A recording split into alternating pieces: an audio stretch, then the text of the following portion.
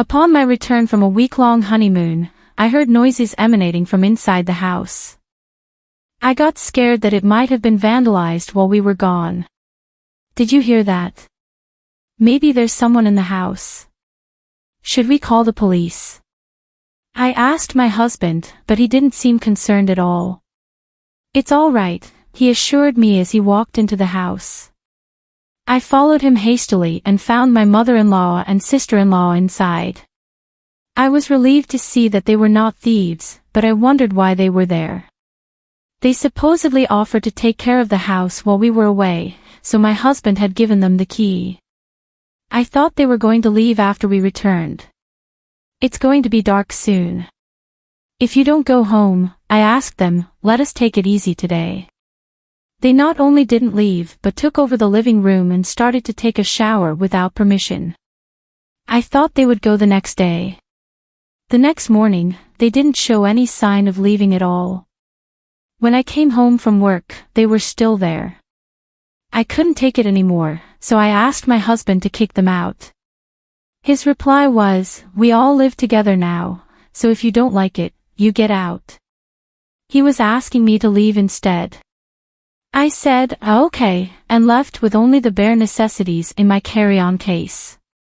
My name is Ella. I'm a 29-year-old editor of a magazine. 3 years ago, I met my current husband Harry through a friend. I had hardly been in a relationship before him. I was attracted to his decisive and dependable personality, unlike me. He said the love word first, and after 3 years of dating, he proposed to me, and we got married. When we were looking around for a new house and our wedding venue, he made everything go smoothly and was very reliable.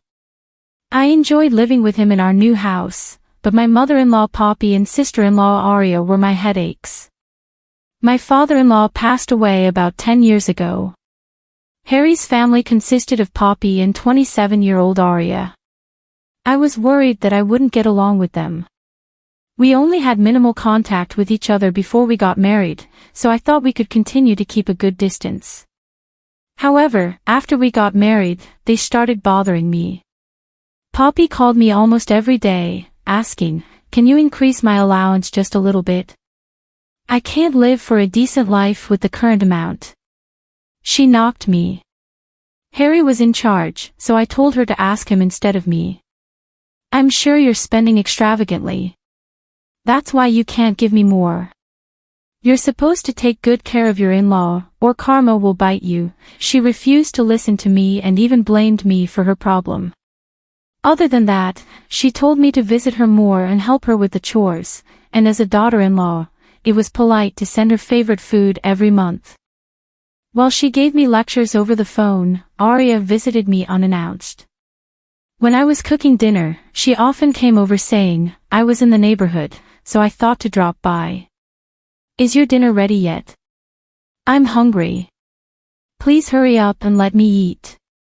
She relaxed on the sofa until it was ready and then left after she ate. I told her numerous times to give me notice before she came by and also not to come so often. Don't mind me, I'm just stopping by. You can just feed me whatever. She didn't want to listen to me, and it was useless for me to keep arguing with her. I couldn't be too harsh on her because she was Harry's sister. When I told him that I wasn't happy with Poppy and Aria, he also warned both of them. So, I didn't react strongly against him myself. Then, 6 months into our marriage, Harry and I decided to go on a honeymoon, which had been delayed due to our work schedule. The destination was Europe, and we enjoyed ourselves to the fullest and released our daily stress after a week-long trip without any hiccups. We returned to the house and heard noises from inside. I got scared that there was a burglar. Did you hear that? Maybe there is someone in the house. Shouldn't we call the police? I asked Harry, but he didn't seem to be concerned at all. It's all right, he assured me as he walked into the house. I hurriedly followed him and found Poppy and Aria. I was relieved to see that they were not thieves, but I wondered why they were in the house. Oh, you're back. Give me a souvenir now, the bracelet I asked you for. Did you get it? Of course not, it's too expensive, while the three of them were chatting happily. Why are you guys here? Are you trying to say that our presidencies are a nuisance? An empty house is an easy target for burglars while you're on vacation. We went out of our way to protect it. You should be grateful. They offered to take care of the house while we were away, so Harry gave them the key. I told him that he should have talked to me about it. He responded that he didn't have time because they came to him at the last minute. What had been done was already done, so I tried to think that the house was saved thanks to them. I took a look around the house and found that every room was messy with their stuff. Aria's clothes were hung in large quantity in the closet, and the rest that didn't fit were piled up on the floor. In the living room, clothes, bags, remote controllers, comic books, and all sorts of things were thrown around, not only on the table but even on the floor. I was exhausted after my flight, and I was frustrated to clean up all those things. But that wasn't the problem. I thought Poppy and Aria were going to leave after we arrived, but they didn't. It's going to be dark soon. If you don't go home now, I asked them, let us take it easy today. They not only didn't leave, but they took over the living room and started to take a shower without permission. They totally made themselves at home. I thought they were going to leave the next day, but there was no sign of it the next morning, and they were still there when I came home from work. I told them that it was time for them to go home. We are family, you don't have to mind us. You can just pretend we are not here, they adamantly stayed put. Although I was told not to care about them, I was the one who cooked, cleaned, and did laundry. I didn't feel at ease at all. If I didn't get rid of them even by force, they would have remained as long as they wanted. I decided to ask Harry to kick them out. I was cleaning up my room until he came home when I noticed that one of my perfume collections was missing. It was a limited edition that was no longer on sale and cost over $300. I had been using it carefully, little by little. I panicked and asked Poppy about it, but she didn't even know I had perfume. When I questioned Aria, "Oh, I have it," and she pulled it out from her bag and handed over the bottle. The bottle I got was almost empty. I had used it so carefully that I still have more than 6% of it left. It smells good, doesn't it? My friend liked it too, so I lent it to her. She showed no sign of apologizing, and I finally lost my temper. Why did you use it without asking me? What you're doing is theft. Didn't you learn that you shouldn't steal from others? What the hell? I only borrowed it for a moment. Why are you overreacting? If you just borrowed it, then give me back what you used. Fine, but it was already used, so I will give you half of the money. I don't want the money back. I want the same perfume back. You are so mean just for the stupid perfume. I know that brand too, it shouldn't be so expensive. She looked up the price on her phone. Holy cow. Why is it so expensive? Are you done spending $300 for perfume? If it's so important, why don't you look it up? It was more expensive than she thought, so she became upset with me. It's valuable to me, so I used it only inside the house. I never imagined that I would end up having a relative that comes into my room and uses my things without my permission.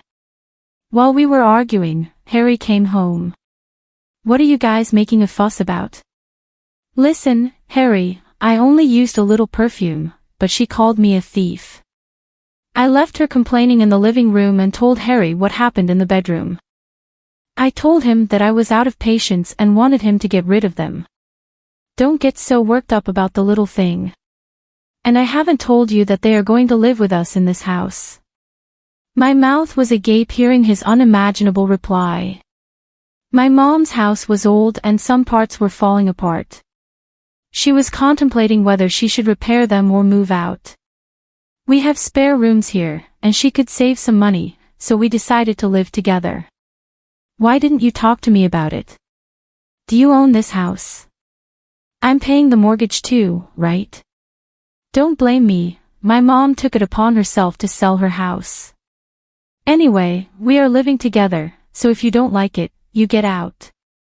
He decided without discussing it with me and even told me to leave. I felt my feelings for him fading away. I understand. I started packing the bare necessities in my carry-on case.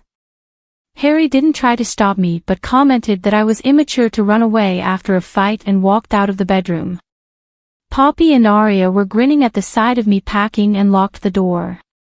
As soon as I walked out of the house, I had no intention of going back there and had no feelings in particular. Then I went to a hotel and called my boss, with whom I usually consulted on various matters, and asked for a few days off. I looked for an apartment during my days off and informed my parents that I separated from Harry with an explanation.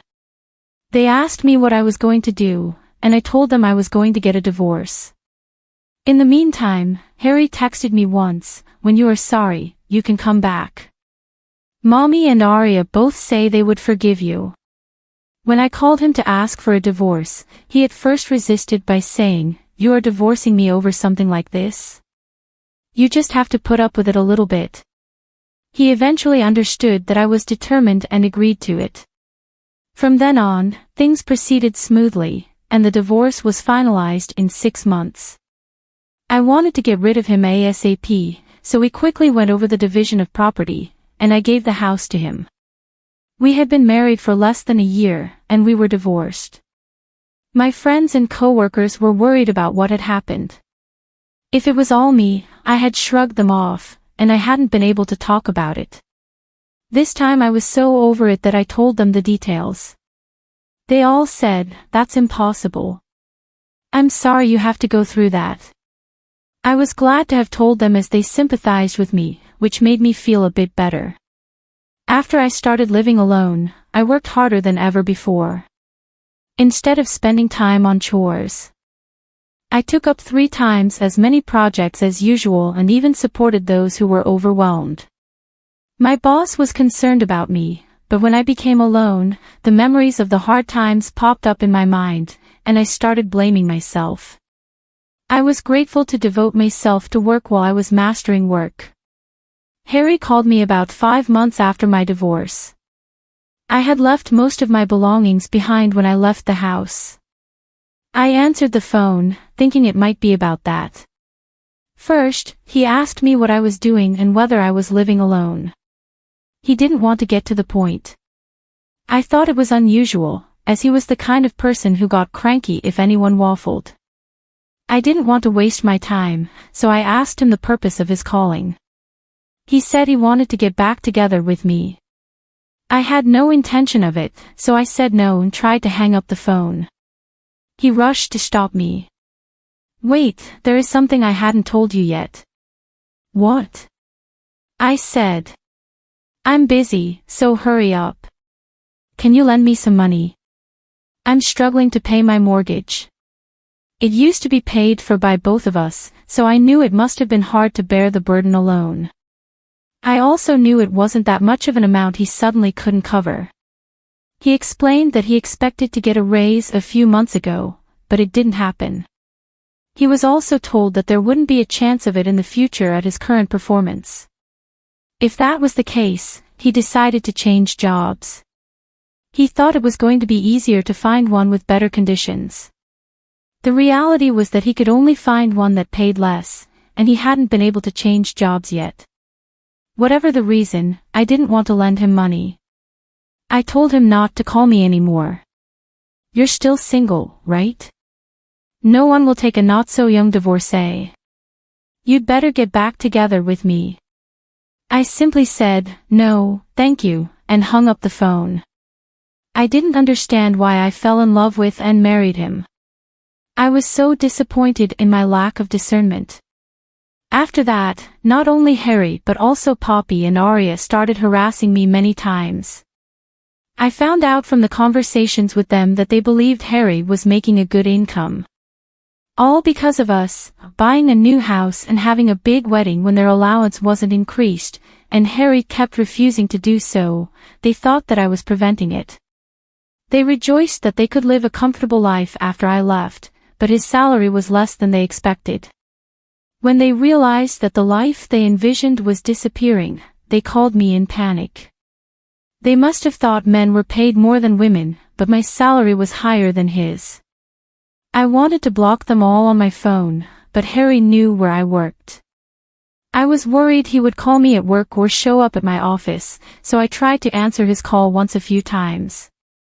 He usually complained about Poppy and John spending too much money, and he had run out of savings. They started working part-time, but they couldn't make ends meet because they spent it so quickly. It was always about money. I thought if I told him that I didn't have any either, he would stop calling me. I decided to tell him the next time he called. That day, as usual, he said, "I need a loan. I don't have any money to pay the mortgage this month." So I responded, "Actually, I'm going to resign from my job soon. I've spent most of my savings, so I want you to lend me some money. If you think I'm lying, you can ask someone at work." Hearing this, Harry just said, "I see," and hung up the phone. Since then, he stopped calling me. When I told my friend about this, she told me Harry's current situation was much more difficult than I had heard. He ended up getting a less-paying job, and most of his salary was taken by the mortgage payment. Not only that, Arya had an affair with the manager of her part-time job. His wife found out and filed a civil lawsuit against her. In the beginning, Arya claimed that the manager asked her out, and she had no idea he was married. However, based on their exchange of text messages, she was aware that his wife was pregnant and still asked him out. The manager and his wife divorced, and Arya was charged a large amount of compensation. Her friends found out about it, and she lost both her job and friends. Harry's family is paying the mortgage and the debt created by the lawsuit. It's like they live to pay off debts with debt. Poppy supposedly complains that her friends have grandchildren, and her kids are still single and poor. Harry whined to his friend that they fight every day. He laments that he's single now, but women don't pay attention to him. He lost weight and looks disheveled. He's looking much older than his age. What woman would want him? A friend rolls her eyes. I told many people why I divorced him, and now this friend is the only one he has. He has no one else to talk to, so he tells her everything. She's the one who introduced us and feels a bit responsible for the outcome. Not only does she weirdly enjoy hearing his dramas, but she keeps in touch with him to keep him away from me. As for me, I have recently founded a web magazine with my university friend. I left my job and spent most of my savings to set up the company. It's a small startup, and I have to do a lot of things on my own, but I'm happy to take on new challenges. I used to be intimidated to start new things, but thanks to many obstacles that have been thrown my way, I'm able to manage them now. And I have a new relationship with a guy I met at work. He respects my feelings and leaves me.